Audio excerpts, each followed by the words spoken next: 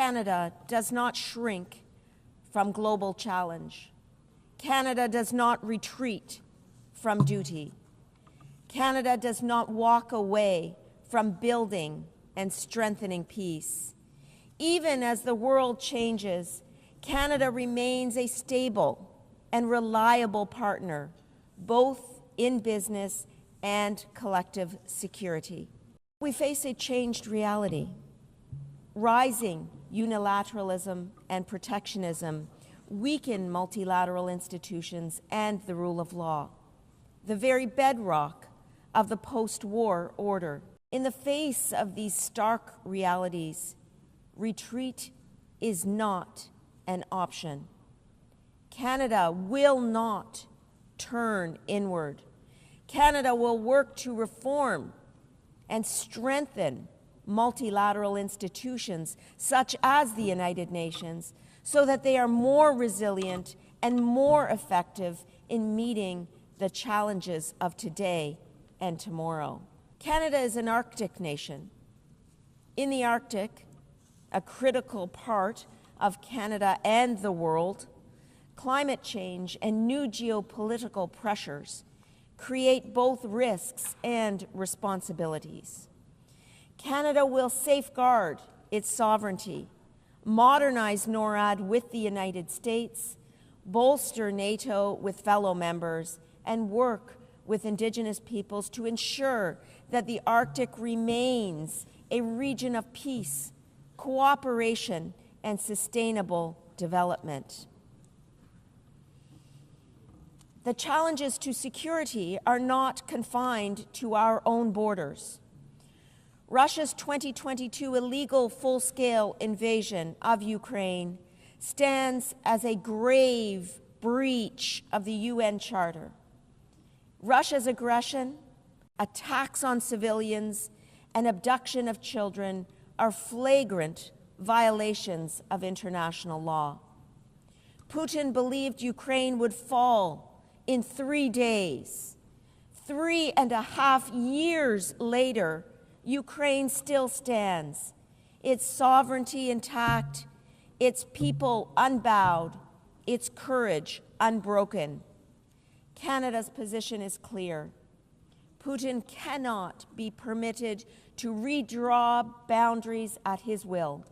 Might does not make right. Ukraine is not backing down, nor will its friends, including Canada. In the Middle East, the October 7th terrorist attack by Hamas on Israeli civilians was absolutely horrific. Hamas is a terrorist organization and an impediment to peace. Canada calls on Hamas to lay down its weapons and to release all remaining hostages immediately.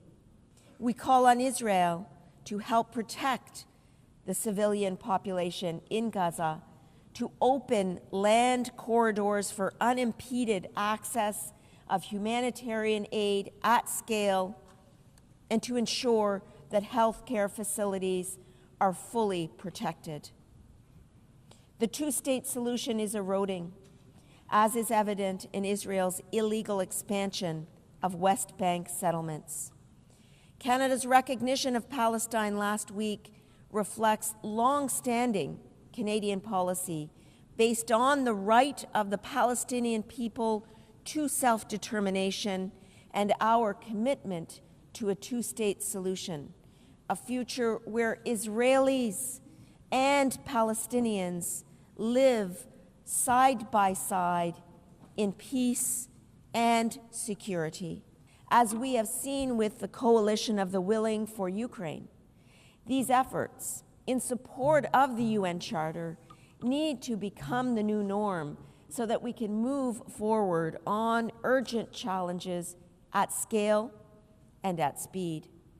A generation of Canadians, including Canada's fierce and inspiring ambassador to the United Nations, Bob Rae, who has provided a lifetime of dedicated service to our country, helped to build these multilateral institutions. As former UN Secretary General Kofi Annan once said, in an era of global challenges, the world needs multilateralism now more than ever. No nation can solve its problems alone. This is the spirit of Canada, and Canadians are rising to the challenge. We will work toward a world where prosperity is shared, security is collective, and peace is lasting. This is Canada's pledge in this era of geopolitical challenge and change.